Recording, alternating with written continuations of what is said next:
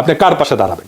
যারা মানচিত্র কাইটাকে এটা মানুষ মারে তাদের পাশে, না যারা বলতেছে আমরা মরবো কিন্তু হাঁটিগারও বেচবো না তাদের পাশে? বাংলাদেশের মানুষের জায়গা পরিষ্কার হওয়া দরকার। আজকে যারা ইরানের বিরুদ্ধে দাঁড়ায় তারা জালেমের বংশধর, তারা ফেরাউনের বংশধর, তারা নমরুদের বংশধর। বাংলাদেশের মানুষের জায়গা বোমাবাজের পাশে না, বাংলাদেশের মানুষের জায়গা স্যাংশনবাজের পাশে না, বাংলাদেশের মানুষের জায়গা সেই সব শক্তির বিরুদ্ধে যারা দুনিয়ার উপরে মালিকানা দাবি করে। আজ যারা ইরানের বিরুদ্ধে দাঁড়ায় তারা শুধু ইরানের বিরুদ্ধে না, তারা প্রতিরোধের বিরুদ্ধে দাঁড়ায়, তারা আত্মমর্যাদার বিরুদ্ধে দাঁড়ায়, তারা জুলুমের পক্ষে দাঁড়ায়, তারা জালেমের পক্ষে দাঁড়ায়, তারা ফিলিস্তিনের বিরুদ্ধে দাঁড়ায়, তারা সার্বভৌমত্বের বিরুদ্ধে দাঁড়ায়, তারা দুনিয়ার মুক্ত মানুষের আকাঙ্ক্ষার বিরুদ্ধে দাঁড়ায়। এই লড়াই এখন শেষ না, এই লড়াই আরো লম্বা হবে।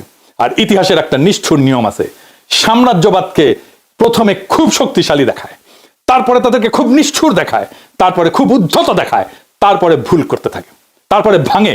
কিন্তু যারা টিকে থাকে, যারা লড়ে, যারা আগুনের ভিতর দিয়া মাথা নিচু করে না, ইতিহাস শেষ পর্যন্ত তাদের নামই লেখে।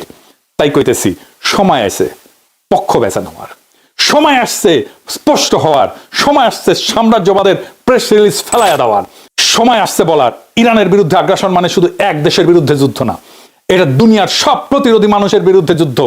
এই যুদ্ধে আমরা আগ্রাসনের পাশে না, আমরা প্রতিরোধের পাশে, আমরা আজাদির পাশে।